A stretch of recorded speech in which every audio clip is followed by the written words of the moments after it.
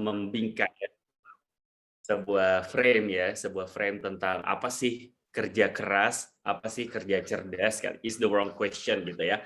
Apakah, saat ini kita benar-benar memahami apa yang kita kerjakan itu, eee, sudah sesuai passion kita kah? Atau benar-benar, memakan tenaga kita kah? Sehingga kita, kadang-kadang ngerasa nggak dapat effort dari nggak dapat result dari apa yang kita kerjain karena effort kita berlebihan atau, nggak seimbang gitu. So, terminologi kerja keras atau kerja cerdas itu sepertinya kita harus reformulasi gitu ya dalam, pikiran kita saat ini. Apa sih gitu ya? Karena ini memang pertanyaan-pertanyaan yang cukup, digandrungi di dunia profesional, khususnya orang-orang yang, sedang bekerja gitu ya.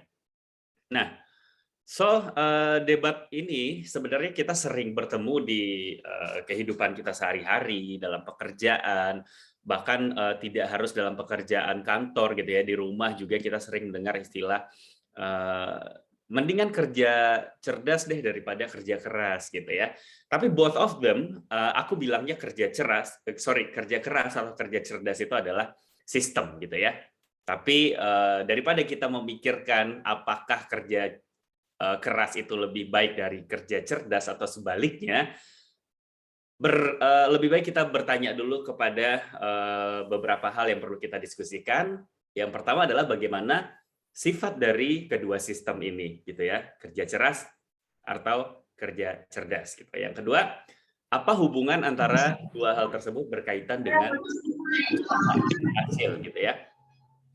Kemudian yang ketiga, berada di mana posisi kita saat ini pada kedua sistem itu, dari kerja keras atau kerja cerdas. Jadi yang kita bincang-bincangkan hari ini sebenarnya adalah masalah yang umum atau kita sering mendengarkan sehari-hari gitu ya, karena seringlah kita dengar orang-orang suruh kita kerja keras atau di pekerjaan, jangan terlalu keras dalam bekerja, mending kerja itu yang cerdas gitu. Nah, sebenarnya apa sih gitu ya dari dua sistem ini kita akan lihat di hari ini. Saya mencoba presentasi itu membuat, agak lebih diskursif gitu ya, tidak terlalu banyak teoretikal karena kita akan melihat, hal ini dari sisi praktis ya, dari sisi, bagaimana kita menstimulasi pekerjaan itu agar nanti optimal.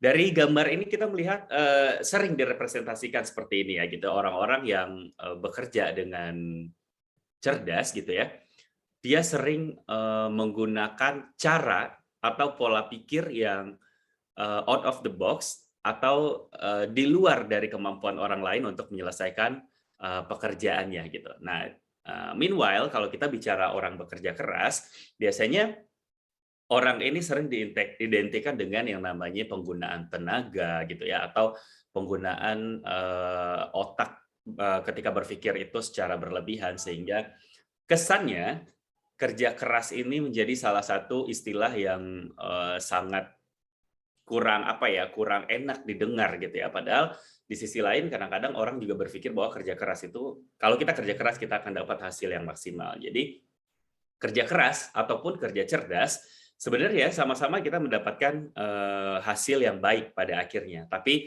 bagaimana proses ini berjalan, kita akan melihat bahwa, kerja keras sama kerja cerdas ini sebenarnya bisa dilihat dari sisi yang sangat, pragmatis gitu ya.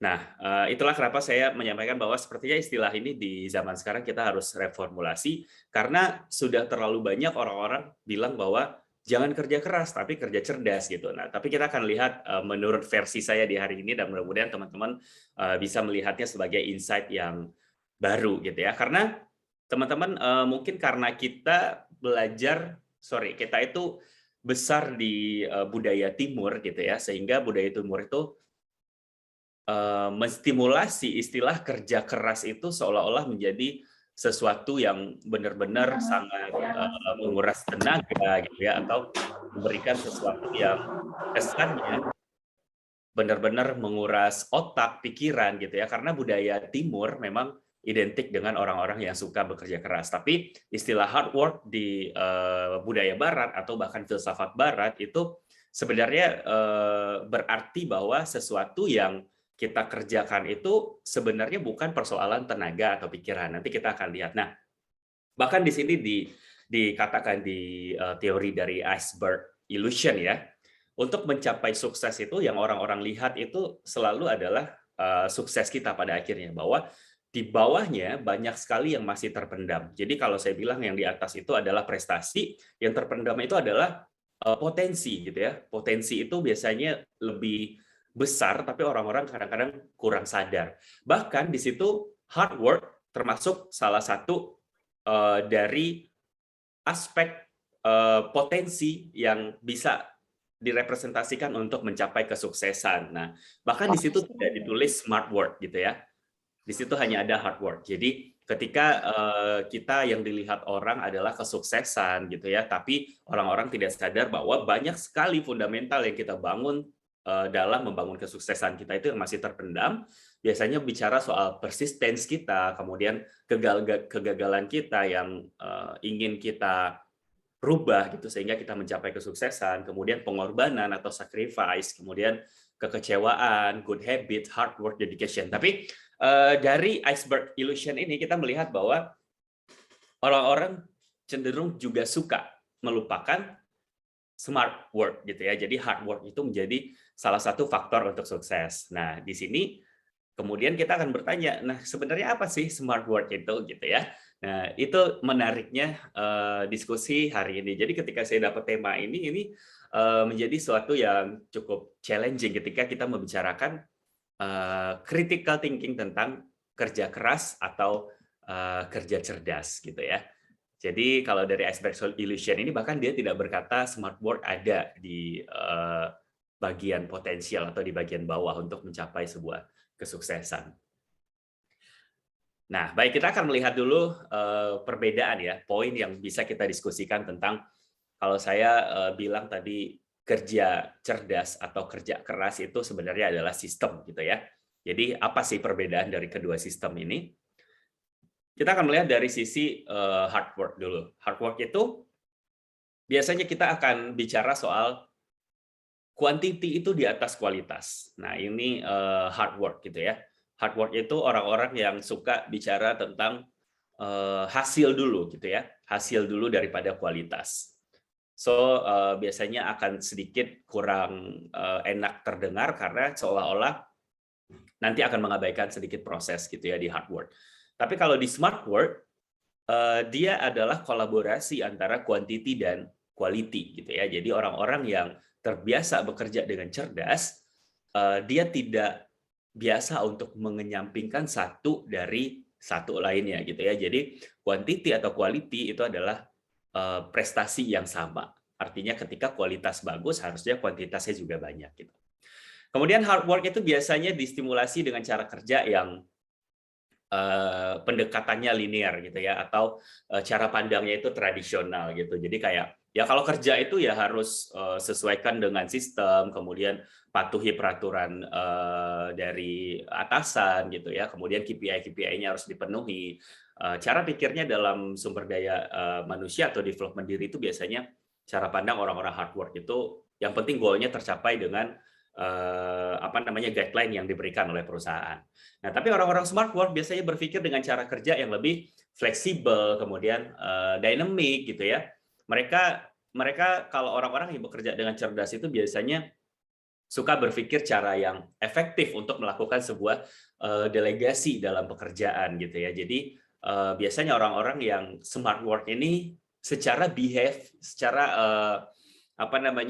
perilaku, attitude, dia cukup dynamic dengan orang lain gitu ya. Kemudian sistem dalam kerja hard work itu biasanya bekerja dalam terms yang long gitu ya. Suka bekerja itu karena potensi itu dikaitkan dengan waktu gitu ya. Jadi sesuatu yang dikerjakan dengan cara yang panjang atau lama gitu ya biasanya hasilnya bagus. Itu menurut sistem kerja keras. Tapi menurut sistem kerja cerdas bagaimana kita restrains waktu gitu ya. Jadi kita bisa memanfaatkan waktu itu tanpa kita mengurangi potensi kita dalam batasan-batasan yang sudah ada. Artinya kita mengerjakan sesuatu itu berdasarkan potensial, mengerjakan sesuatu itu berdasarkan value gitu ya, bukan berdasarkan waktu yang tersedia gitu. Kemudian kalau cara kerja orang dalam sistem kerja keras itu biasanya cukup kompleks atau strenuous ya. Tapi kalau orang yang kerjanya cerdas, biasanya itu kerjanya lebih efisien dan efektif gitu. Nah, ini ada beberapa sistem yang biasanya dijadikan perbedaan atau poin dari diskusi orang-orang yang sering membandingkan bagaimana sih cara bekerja keras dengan cara bekerja cerdas. Tapi saya akan punya perspektif lain untuk hari ini untuk teman-teman gitu ya. Nah, kita akan melihat dulu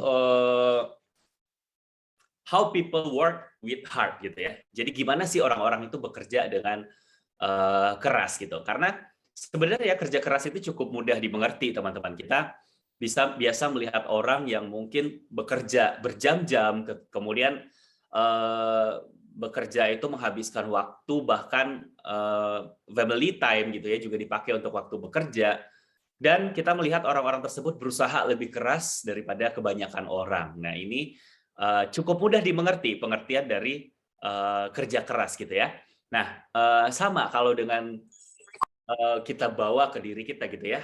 Kita biasanya memulai pekerjaan keras itu lebih awal misalnya datang dari kebanyakan orang, kemudian kita mencurahkan lebih banyak usaha, kemudian bahkan kita mungkin begadang gitu ya ketika orang lain menikmati waktu tidurnya, kita menghabiskan waktu akhir pekan kita. Nah, pekerjaan dalam artian konteks kerja keras itu sebenarnya cukup gampang dimengerti. Tapi how people work with smart ini susah didefinisikan. Sekarang coba mungkin teman-teman sambil kita diskusi, saya ingin tahu pendapat teman-teman, bekerja dengan cerdas itu apa sih? Coba ketik di kolom chat, nanti saya akan lihat dapat ya masing-masing gitu ya.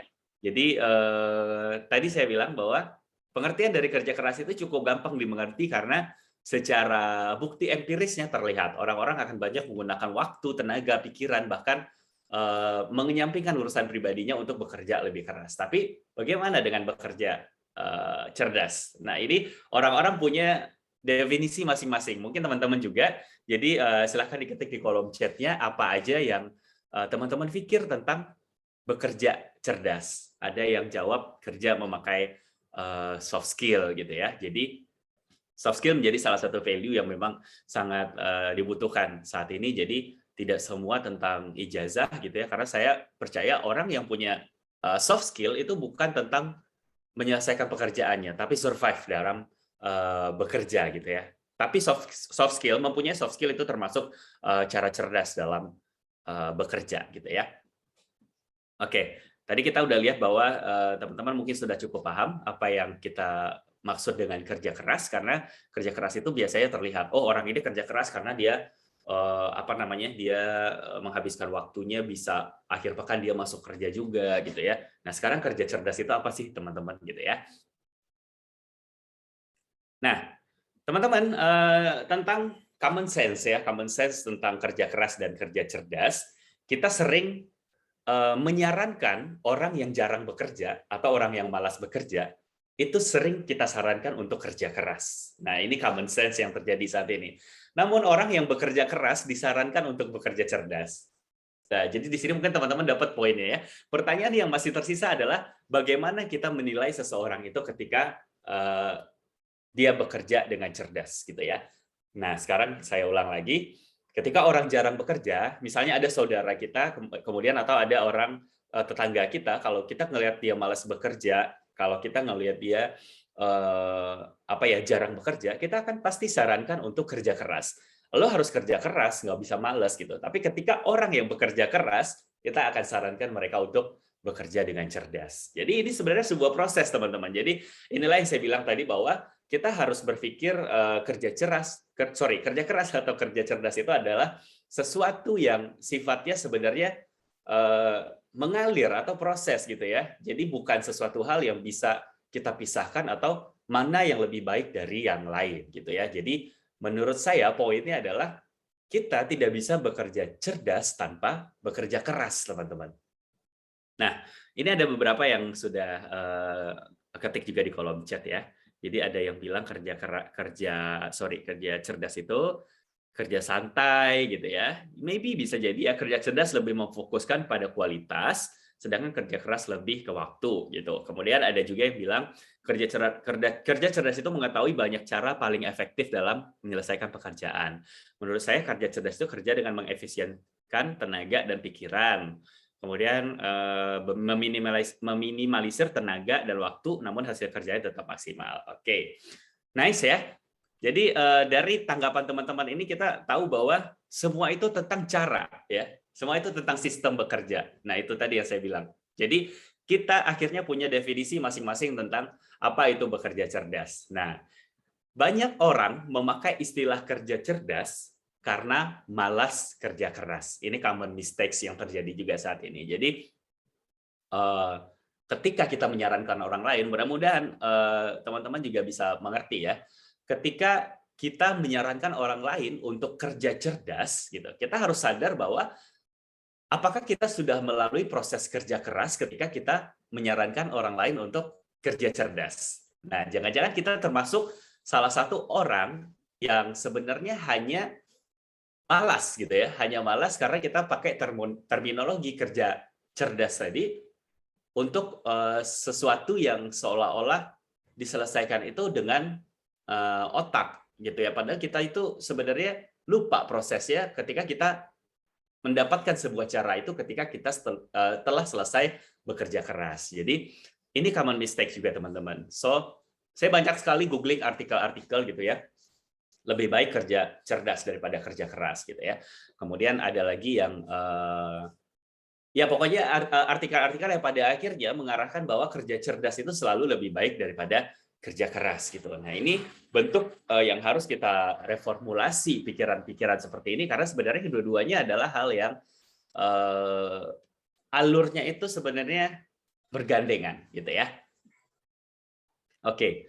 Kemudian kita akan melihat hubungan dari tadi ada saya sampaikan di awal bahwa daripada kita bicara lebih baik mana kerja cerdas atau kerja keras gitu ya. Lebih baik kita berpikir dulu kedua sistem ini bekerja dengan cara seperti apa gitu ya. Itu yang pertama. Yang kedua, apa sih hubungannya tentang hasil dan usaha, tentang kerja keras dan kerja cerdas itu hubungannya dengan kesuksesan. Nah, tentu di tengah-tengahnya ada yang kita sebut dengan usaha atau hasil gitu. Impact-nya adakah gitu ya.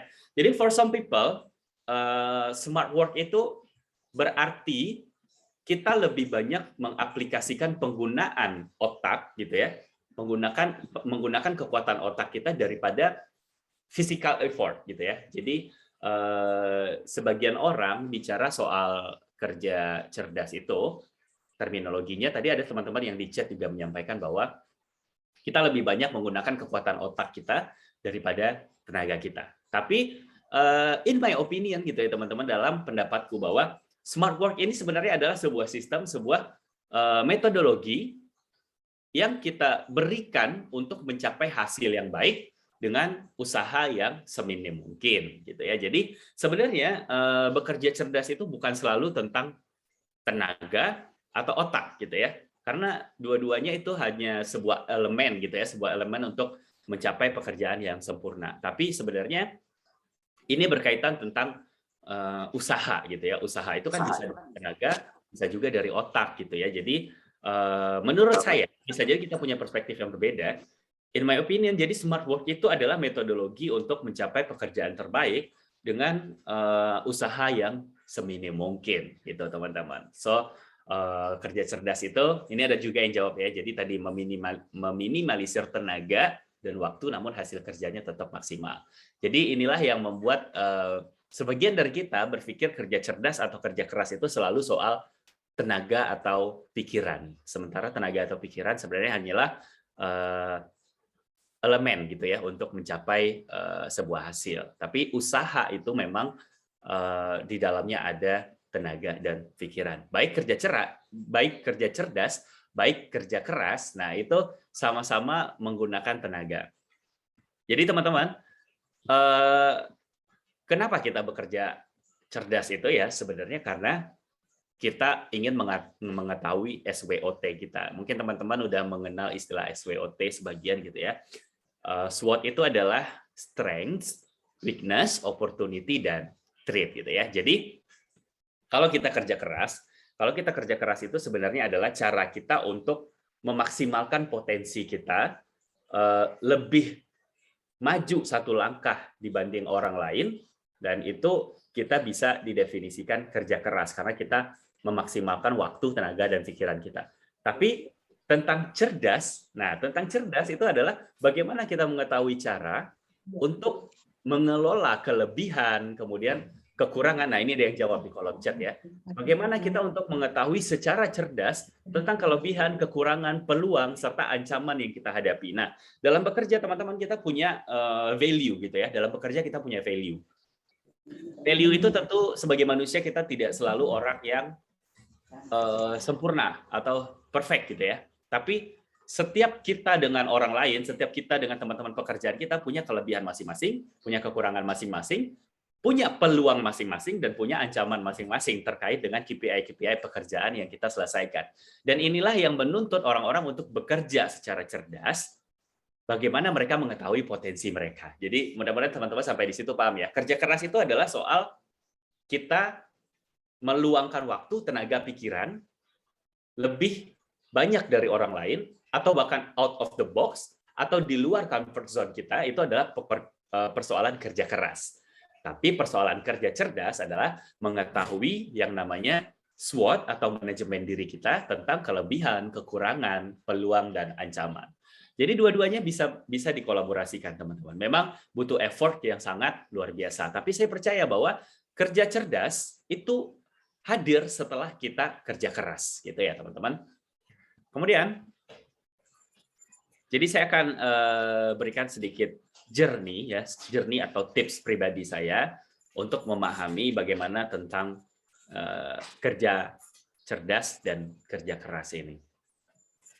Nah, yang pertama, teman-teman, kerja keras itu nggak sama dengan kerja berat secara fisik gitu ya. Ini yang kita bilang tadi, nggak selalu soal tenaga.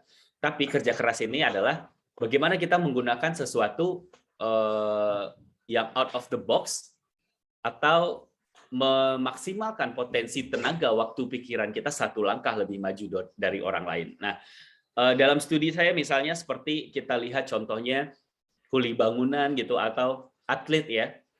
Mereka sama-sama menggunakan tenaga ya. Mereka sama-sama menggunakan tenaga. Nah, tapi apakah pada masa depan mereka itu bisa memanfaatkan tenaga yang biasa mereka latih itu untuk menjadi sebuah kesuksesan mereka?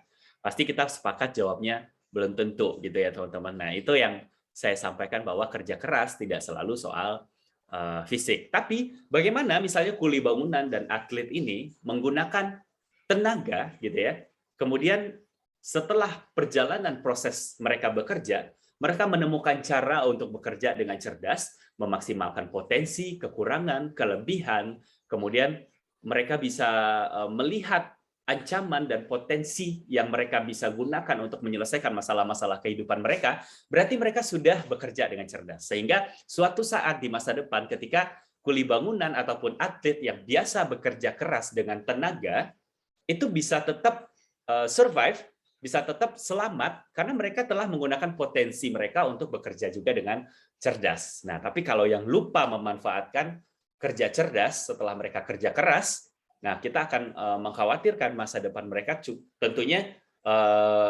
belum bisa kita jamin. Even kita sebenarnya semua tidak bisa menjamin masa depan kita ya, tapi dalam usaha kita bekerja keras dengan bekerja cerdas, nah ini bisa menjadi salah satu yang membuat kita setidaknya punya sedikit jaminan atau langkah untuk masa depan kita. Jadi kalau kerja keras selalu diidentikan dengan tenaga, kita kembali akan bertanya ketika kita tua nanti apakah kita masih bisa bekerja keras. Kalau kita memformulasikan kerja keras itu adalah tentang tenaga. Jadi sebenarnya istilah kerja keras ini adalah kerja yang cukup menarik ketika kita punya perspektif bahwa segala sesuatu yang kita lakukan dengan keras itu karena kita melakukan langkah yang out of the box. Kita memiliki cara untuk meluangkan waktu, tenaga, dan pikiran itu pada porsi yang tepat, gitu ya. Tapi kita bisa mengukurnya karena kita melakukan satu langkah lebih dari orang lain. Nah, kalau kita biasa aja, kalau kita sama dengan orang lain, berarti kita kan belum kerja keras gitu. Jadi, teman-teman, kerja keras itu nggak selalu soal fisik. Kembali saya remind, nggak selalu soal fisik ya, nggak selalu soal menggunakan fisik yang berlebihan atau pikiran yang berlebihan. Tapi ini sebuah sistem yang bagaimana kita meluangkan waktu, tenaga, dan pikiran tersebut satu langkah lebih out of the box dari orang lain. Kemudian, nah ini yang saya sampaikan tadi. Jadi kalau kita bicara lebih mana baik kerja keras atau kerja cerdas itu baru bisa dilakukan setelah Anda kerja keras, teman-teman. Nah, jadi ini buat saya ya, bisa jadi setuju atau enggak, nanti kita bisa diskusi gitu ya. Tapi kerja cerdas baru bisa dilakukan setelah teman-teman kerja keras. Setelah kita meluangkan waktu, tenaga, pikiran lebih banyak dari orang lain dalam kesalahan, dalam kegagalan, dalam prestasi, dalam apapun yang itu kita dapatkan setelah kerja keras, kita akan menemukan formula-formula untuk kerja cerdas. Nah, jadi ini yang menarik buat saya. Jadi ketika saya bekerja, bukan berarti sampai di titik ini saya juga mulus-mulus aja gitu, teman-teman ya. Jadi ada hal yang sebelumnya menerima kegagalan, penolakan, prestasi pun juga ada, tapi disitulah kita bisa mengukur diri kita, oh ini loh metode yang tepat, oh ini sistem yang tepat, sehingga kita bisa cerdas untuk menggunakan brain power kita, dan kita agak sedikit less effort. Tapi tentunya ini kita dapatkan setelah kita bekerja keras ya. Jadi ini sebuah proses, teman-teman. Saya berharap setelah ini kita tidak lagi membanding-bandingkan kerja keras dengan kerja cerdas. Kemudian, nah ini yang paling penting. Oke, di grup chat ada yang beberapa memakai istilah kerja lain gitu ya. Ada kerja cerdas, oke, kerja keras, kerja cerdas, kerja tuntas, kerja ikhlas. Nah, harus makin semangat dan berbenah dari Siti ya. Kemudian ada yang tanya kerja ikhlas juga ada. Ini poin terakhir yang saya bilang, mungkin kerja ikhlas ya. Level tertinggi memahaminya kerja keras dan kerja cerdas adalah ketika kita mencintai pekerjaan kita gitu ya. Inilah yang kita, orang-orang sering bilang kalau ikhlas itu kalau masih diucapkan itu berarti kita nggak ikhlas gitu ya. Tapi dengan kita mencintai pekerjaan kita, dan mungkin kita nggak mengeluh gitu ya, nggak menyampaikan sesuatu kepada orang lain bahwa kita sedang kesusahan terhadap pekerjaan kita, itu mungkin kita mencintai pekerjaan kita. Jadi sense tertinggi ketika level kita telah memahami kerja cerdas dengan kerja keras itu adalah tentang mencintai pekerjaan. Mencintai pekerjaan ini adalah salah satu bagian dari keikhlasan dalam bekerja gitu ya. Jadi saya menemukan a greater sense gitu ya, greater sense of peace gitu ya. Jadi ini banyak banget penelitian, teman-teman. Jadi ketika seseorang yang menemukan happiness dalam bekerja, secara bersamaan dia akan menemukan kedamaian dalam bekerja. Karena apa?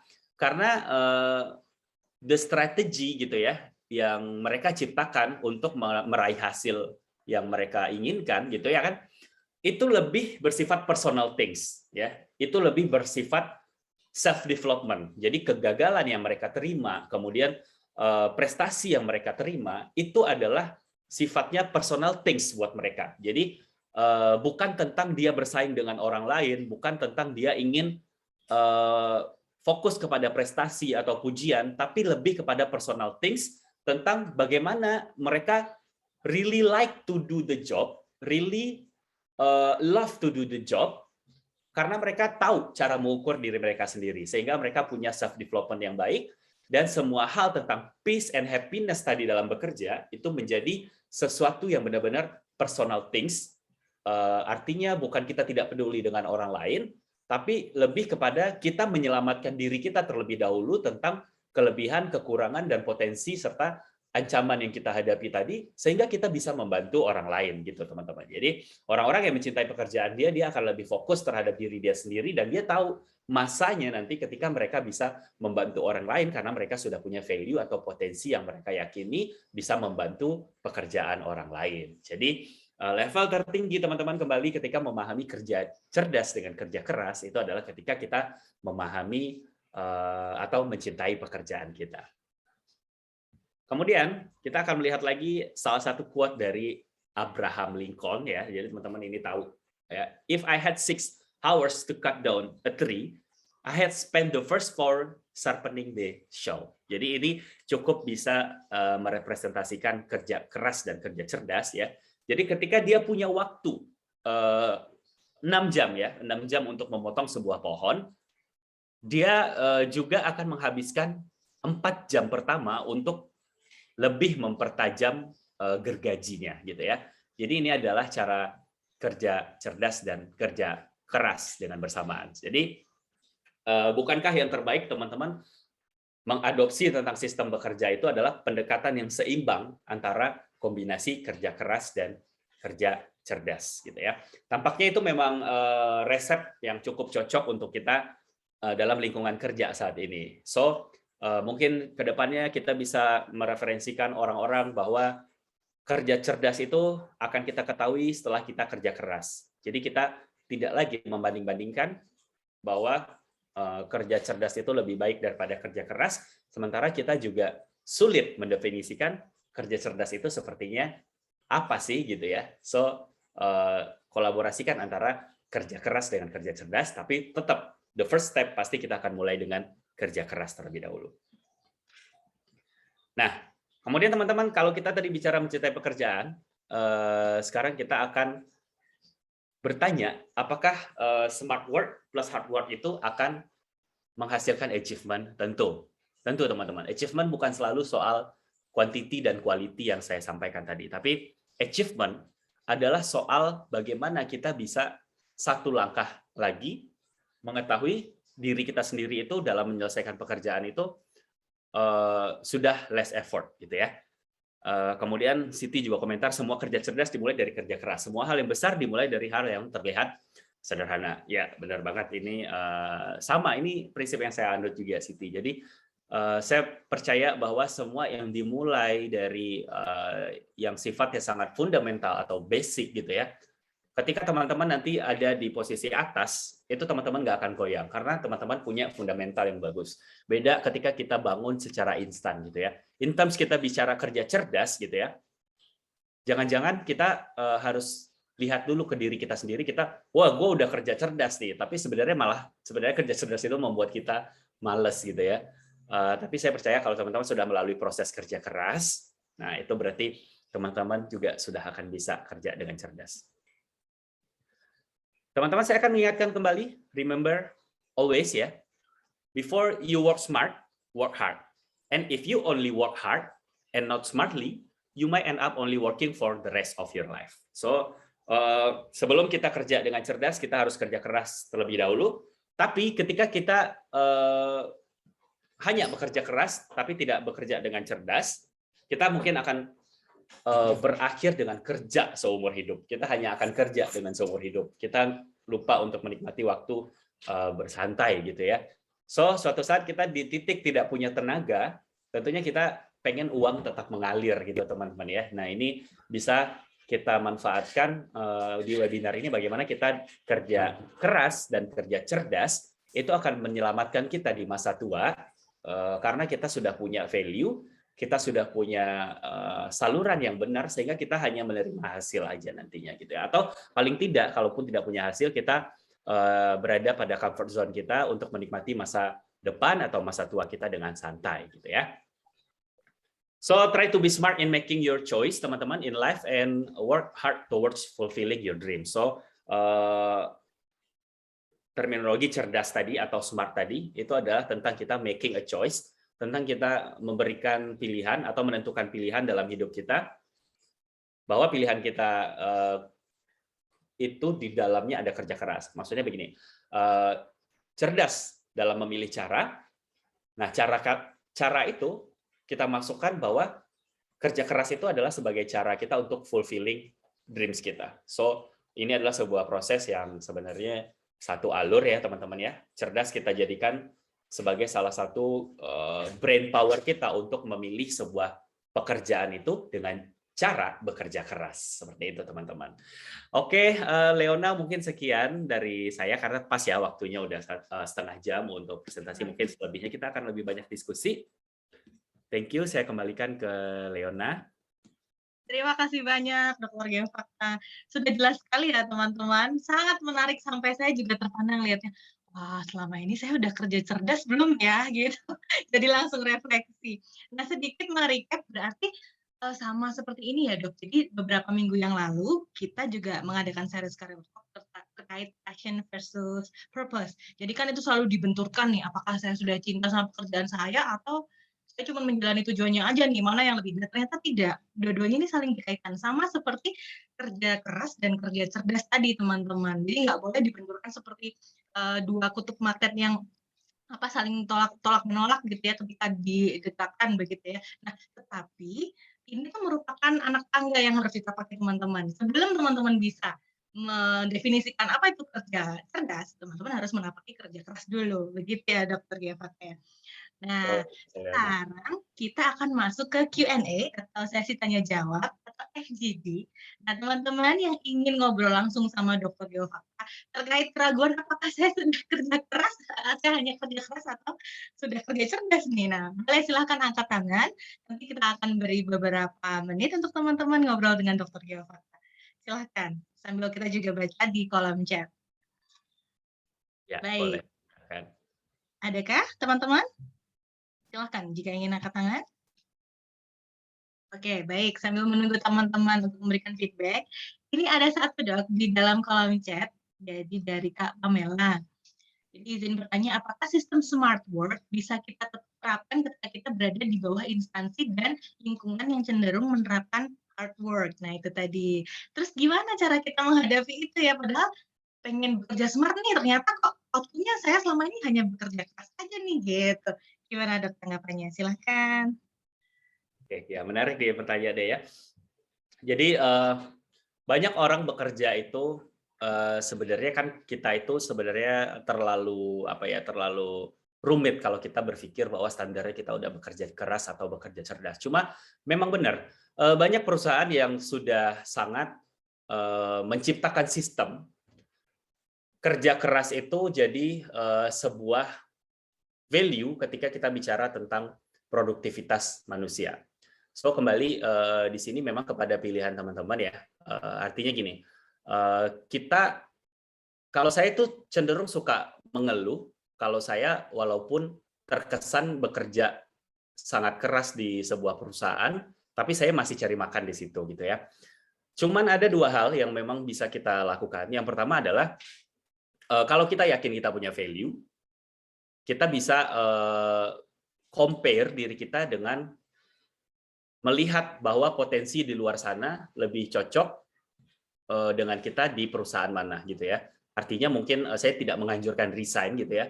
Cuman untuk mengukur diri tidak ada salahnya teman-teman untuk survei kemudian riset, lihat perusahaan di luar sana yang value-nya bisa senada dengan teman-teman ketika ingin kerja keras dan kerja cerdas. Itu cara pertama. Kemudian cara kedua, banyak orang lupa bahwa setiap orang itu punya potensial yang sama untuk memperbaiki sistem, gitu ya. Jadi kalau saya ketika bekerja, saya selalu melihat orang itu dalam posisi profesional. Saya tidak pernah melihat pemimpin saya itu dalam posisi yang benar-benar harus saya patuhi, gitu ya, atau saya benar-benar ngelihat mereka itu. Ya semua sistem, semua profesional, semua punya. Selama kita digaji orang, baik itu dari direktur sampai staf bawahan gitu, kita tetap kerja dengan orang. Tapi bagaimana kita memberikan effort? Kalau saya biasanya begini, saya berikan contoh aja. Jadi kalau ketika bekerja itu saya sering melakukan sebuah kegiatan yang mungkin tidak dilakukan oleh atasan saya. Artinya saya satu langkah kerja keras untuk mengetahui lapangan lebih baik daripada atasan saya, gitu ya. Artinya ketika saya punya value itu, saya akan punya data based on riset saya sendiri bahwa di lapangan itu yang terjadi seperti ini loh Pak, dan cara yang efisien untuk menyelesaikan masalah itu seperti ini. Nah, in terms dari ide yang kita bawa kepada atasan kita itu diterima atau tidak, itu memang salah satu yang cukup susah ditebak ya. Jadi ada atasan yang kecenderungannya suka menutupi kecerdasan dari bawahannya, tapi ada satu lagi atasan yang memang bisa diajak kompromi, dan kebetulan saya bertemu dua-duanya dalam kehidupan ini. Jadi yang tadi saya bilang, ketika kita bekerja itu sebenarnya kita prioritikan adalah personal things tentang diri kita sendiri. Ketika kita lebih tahu lapangan, kita tahu riset, kita lebih tahu dari atasan kita, sebenarnya tidak ada alasan untuk atasan kita menolak ketika kita punya data yang begitu kuat, karena kita menjalaninya, gitu ya. Karena kita punya punya platform yang sangat kuat, yang mungkin belum dipandang atau belum dijalani oleh atasan kita. Kita coba ajak diskusi. Kalau saya biasa begitu. Jadi saya akan ajak, Pak, ini ada case yang saya temui di lapangan. Ketika saya 2 minggu di lapangan, saya menemukan bahwa cara seperti ini itu bisa diselesaikan dengan begini. Dengan begini itu karena kita sudah menemukan cara cerdas ketika kita melakukan kerja keras tadi, teman-teman. Nah, value inilah yang akan kita bawa ke atasan kita. Cuma saya nggak bisa komentar kalau memang personal things dari atasan kita atau corporate kita memang value-nya rada susah, karena banyak juga perusahaan sekarang yang mensistemkan manusia, gitu ya. Jadi proses-proses humanisme, proses-proses dialektika dalam pekerjaan itu banyak yang dikesampingkan karena semuanya sudah by system. Tapi percayalah teman-teman, ketika punya value untuk diri sendiri, saya yakin masih ada orang-orang di luar sana atau atasan teman-teman atau perusahaan yang bisa menerima ide kita dengan baik, gitu ya. Mungkin itu yang bisa saya jawab, Leona. Baik, menarik sekali. Sudah jelas ya, Kak. Jadi harus tetap membaca diri sendiri. Ini bagaimana value kita, bagaimana jika kita diterapkan di suatu kondisi yang seperti ini. Nah, itu penting sekali. So, ada pertanyaan tambahan nih, Dok, terkait hard work dan smart work. Tadi kan dikatakan apakah benar hard work terlebih dahulu daripada smart work? Sedangkan menurut coach tadi duluan menajamkan pisau nih, Dok. Menajamkan pisau kan merupakan kegiatan untuk tanda kutip diasosiasikan dengan smart work begitu ya, Dok ya. Nah, kemudian ini agak mengulang dengan pertanyaan yang tadi, temanya sama. Jadi ketika dituntut hard work oleh perusahaan, tapi sayanya pengen smart work nih, Dok, di bidang akuntansi bedanya. Nah, gimana ya, Dok, sarannya begitu? Silakan. Oke. Menarik ya. Jadi ini kembali lagi persoalan kita untuk meraih filosofi gitu ya, atau meraih kebenaran tentang apa itu hard work dan smart work. Jadi kalau di sini saya lihat Stephenson itu melihat bahwa menajamkan pisau itu merupakan sebuah kepintaran gitu ya. Saya tidak bilang ini hal yang salah atau benar sebenarnya, tapi kalau saya lebih mendefinisikan kepintaran itu bukan tentang menajamkan pisaunya, tapi bagaimana kemudian kita menggunakan pisau yang sudah tajam tersebut dengan cara yang tepat gitu ya. Karena menajamkan pisau itu saya rasa kalau dalam kehidupan praktis kita, semua orang normal bisa melakukannya, tapi menggunakan pisau tersebut dalam konteks yang tepat gitu ya, atau seberapa tajamnya pisau tersebut harus dibikin tajam gitu ya. Nah, itulah yang dimaksud dengan kecerdasan gitu.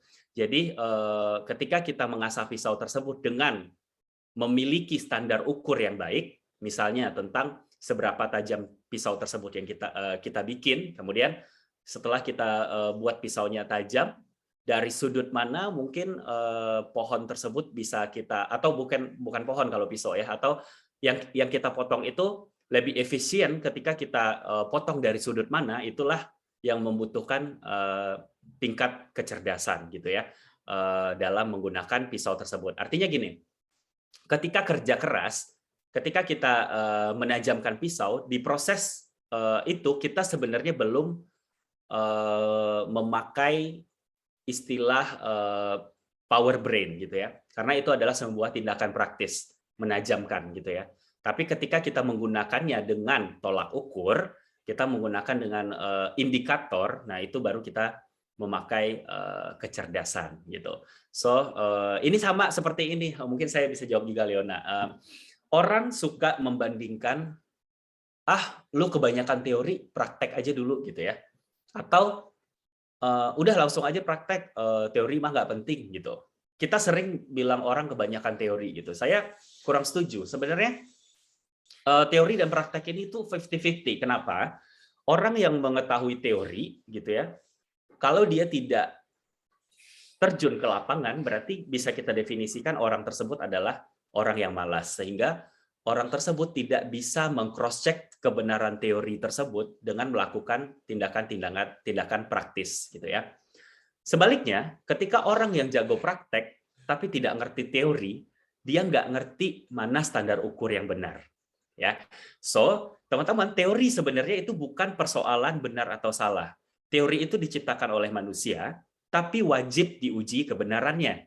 Ya, jadi teori itu bukan, kita selalu kadang menurut teori ini begini, ya itu kebenaran yang kamu anut, tapi by experience, by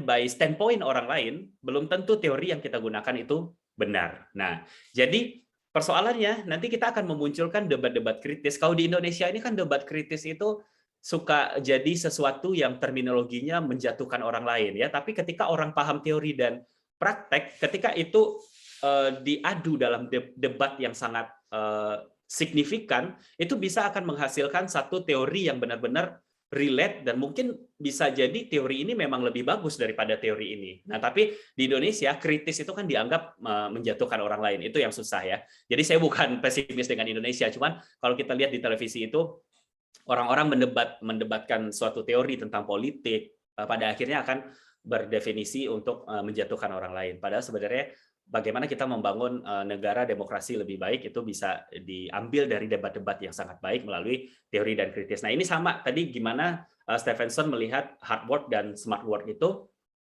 dalam jalur teoretikal yang kita pahami itu apa dan dalam hal praktisnya apa. Nah, saya nggak bisa bicara benar atau salah, mungkin pengalaman Stephenson berbeda, tapi in my opinion yang saya bilang tadi, kalau saya tidak mendefinisikan menajamkan pisau itu sebagai sebuah kepintaran, tapi menajamkan pisau itu adalah memang tindakan praktis yang seharusnya dilakukan semua orang dan mungkin bisa dilakukan oleh semua orang.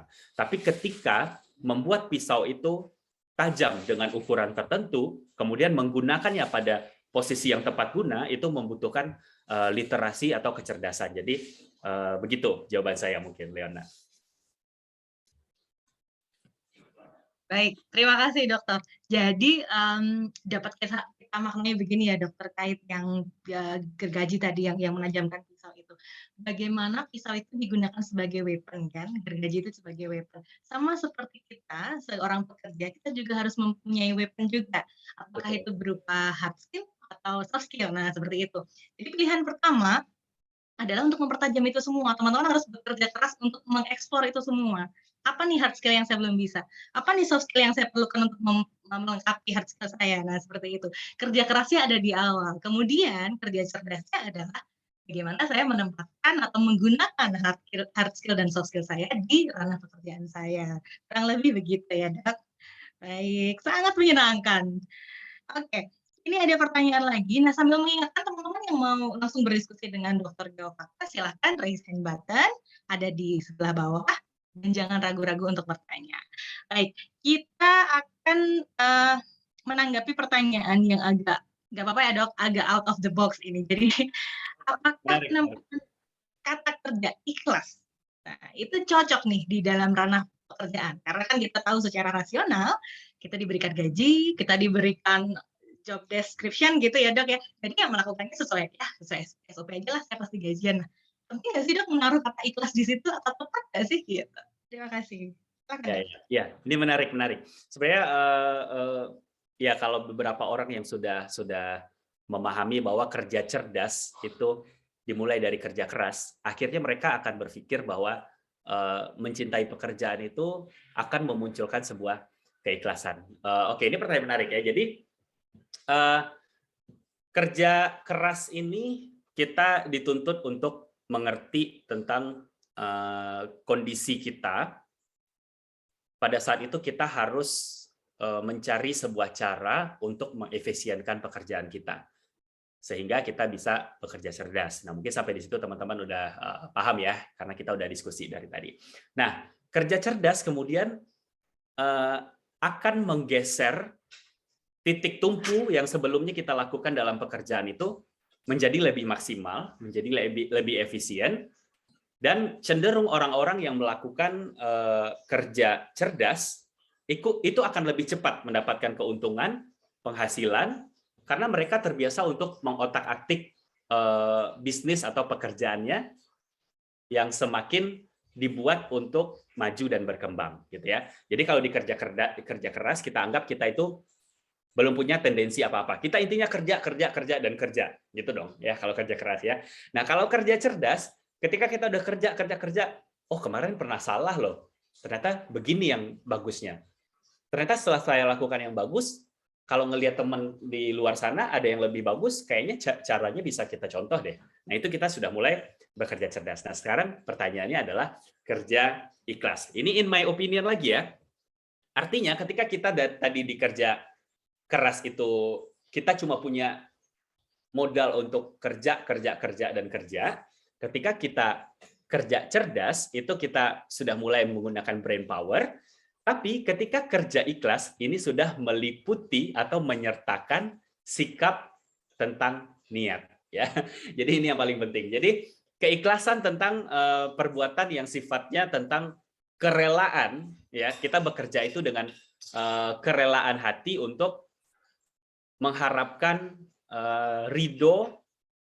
Kalau saya kebetulan Muslim ya, ridho karena Allah gitu ya. Orang-orang yang berada di posisi kerja ikhlas ini tanpa mengharapkan imbalan orang lain. Itu yang saya bilang tadi, ketika orang sudah fokus terhadap personal development dia dalam kegagalan atau keberhasilan dia dalam bekerja, mereka akan ada di puncak gelombang alfa kalau saya bilang ya.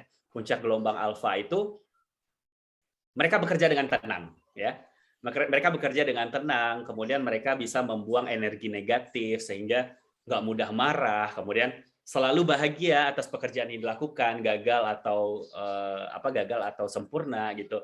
Sehingga tidak mengharapkan indikator orang lain itu menjadi salah satu yang bisa mempengaruhi hidup kita ya.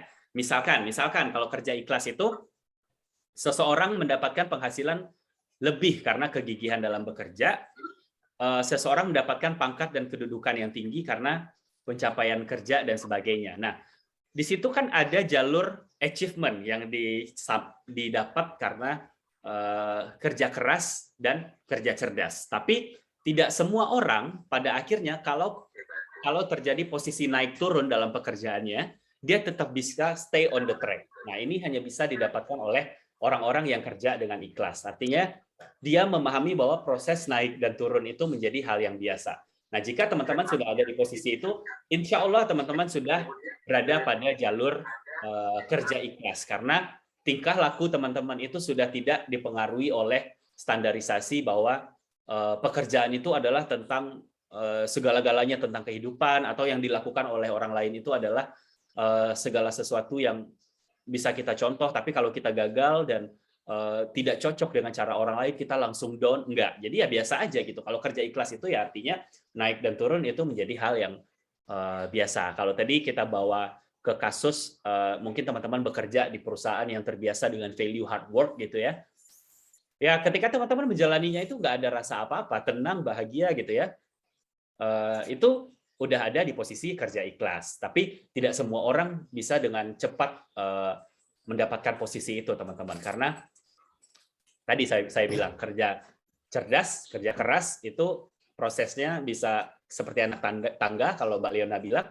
Tapi kalau kerja ikhlas bisa jadi muncul di akhir setelah kerja cerdas dan kerja keras dilakukan, atau bisa jadi orangnya punya mentality yang sangat bagus di awal sehingga mereka punya spirituality tentang konsep ikhlas itu bagus dan mereka bisa maintain secara teratur ketika mereka bekerja dengan keras ataupun cerdas gitu, Leona. Luar biasa, sangat tajam. Saya setuju dok terkait hal itu. Nah, ini sudah memasuki penghujung acara teman-teman. Jadi sebelum kita mendengarkan tips and tricks atau kata-kata mutiara atau value yang selalu dipegang Dr. Geo Faktarazali terkait bagaimana kita harus bekerja keras, bekerja cerdas, atau bagaimana cara menerapkan itu semua di kehidupan teman-teman. Nah, kita akan mendengarkan value itu terakhir kali, tapi sebelumnya boleh dong Leona request untuk nyalain kameranya dulu, kita foto bareng dulu. Mukanya biar masih fresh nih, biar nggak aduh udah kelar gitu. Oke. Untuk halaman pertama, karena ini ada banyak banget partisipannya, ada 3 halaman nih di laptop Leona. Jadi minta tolong teman-teman untuk pause 3 kali ya. Nah, silakan kameranya dibuka dulu. Leona akan ikut dong. 1, 2. Silakan 1, 2, 3. Baik, itu tadi untuk halaman yang pertama. Sekarang untuk halaman yang kedua, silakan. 1, 2, 3. Baik, untuk yang terakhir.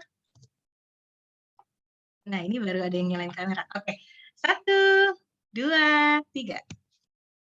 Baik, terima kasih atas ketersediaannya untuk berfoto bersama, teman-teman.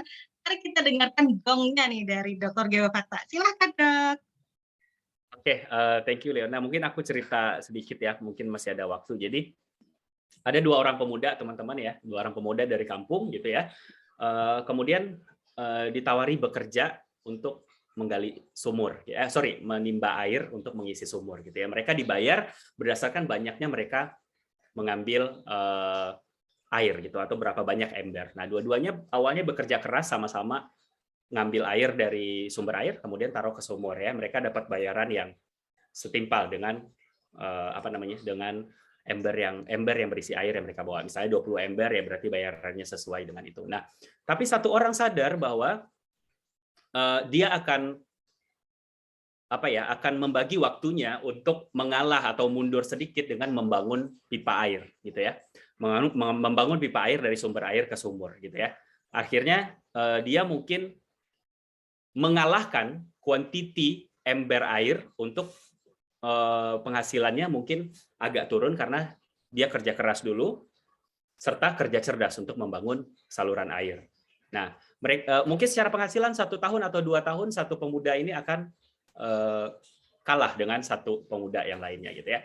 Tapi efek kedepannya adalah ketika teman-teman sudah bangun saluran air tadi, teman-teman punya fisik yang santai ya. Sementara yang satunya mungkin udah sakit-sakit gitu ya, sakit-sakitan di masa tuanya. Kemudian yang satunya dengan saluran tadi air tinggal mengalir dan dia tinggal mendapatkan hasil dari saluran pipa yang dia bikin. Dan yang satunya mungkin sudah sakit-sakitan atau bahkan tidak mampu bekerja lagi sehingga penghasilan dia terhenti.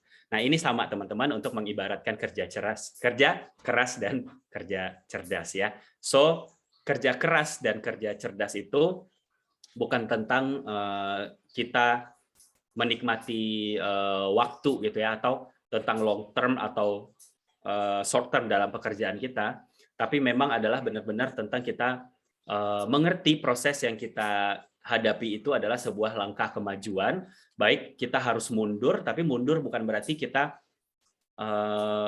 kalah gitu ya, tapi artinya kayak ketapel gitu ya, kita mundur untuk maju lebih pesat teman-teman gitu ya. So sisanya do it with passion gitu ya, with love. Kemudian ya kalau misalnya teman-teman sudah sadar di value itu, apalagi sudah ada di posisi ikhlas, saya rasa tugas teman-teman selanjutnya adalah untuk sharing dengan orang lain untuk membawa perubahan. Thank you Leona. Luar biasa. Kita tetap membutuhkan feedback orang lain ya, teman-teman. Jadi sudah merasa kerja keras, kerja cerdas, apalagi udah kerja ikhlas, masih perlu input dari orang lain. Jadi jangan merasa selalu, wah, udah kerja cerdas nih. Nah, ternyata belum nih buat teman-teman. Nah, penting banget mendengarkan feedback dari orang lain. Terima kasih banyak Dr. Gewafakta Razali, sangat menginspirasi, sangat bisa kami cerna dengan mudah, jadi bisa membawa value yang lebih baik untuk kita. Oke, sebelum Lena tutup webinar kali ini, Lena akan memberikan info terkait pemenang Instagram Story yang tadi sudah saya sebutkan di awal. Nah, ini nanti akan diumumkan via Instagram Story The New You Institute ya. Jangan lupa dipantengin story-nya, siapa tahu nanti ada di repost nih. Nah, ini yang menang teman-teman nih. Jangan lupa di-follow juga. Terus ada info webinar terkait masih dalam seriesnya Career Talk. Jadi nanti bulan depan seriesnya kita akan berubah jadi Business Talk. Jadi sebelum Career Talk ini habis, jangan lupa teman-teman segera registrasi karena setiap Sabtu kita rutin akan mengadakan webinar-webinar bermanfaat seperti ini. Di tanggal 27 November nanti di jam yang sama, jam 10 sampai jam 11, kita akan membahas topiknya seru sekali. Alasan kenapa HRD tidak merekrut kamu setelah interview. Nah, ini kan jadi pertanyaan besar nih. Kadang-kadang kita udah siapin wawancara dengan baik gitu ya, ngomong bahasa Inggrisnya juga fluent, sudah baik sekali gitu. Tapi kok nggak dipanggil-panggil, apa yang salah ya? Nah, minggu depan akan dibahas rahasianya apa sih, gimana sih caranya supaya kita bisa tes HRD. Gitu ya teman-teman, jangan lupa, jangan ketinggalan. Oke, untuk sertifikat nanti akan diumumkan via WhatsApp. Ya, nanti akan ada tim dari kami untuk reach out teman-teman semua. Baik, mungkin itu saja dari Leona informasinya. Mohon maaf apabila saya dalam memimpin adanya webinar hari ini ada kekurangan atau ada kesalahan kata sehingga menyinggung teman-teman semua. Mohon maaf. Terima kasih banyak. Terima kasih banyak untuk Fathia Rozali. Sampai bertemu lagi di webinar yang akan datang. Selamat siang.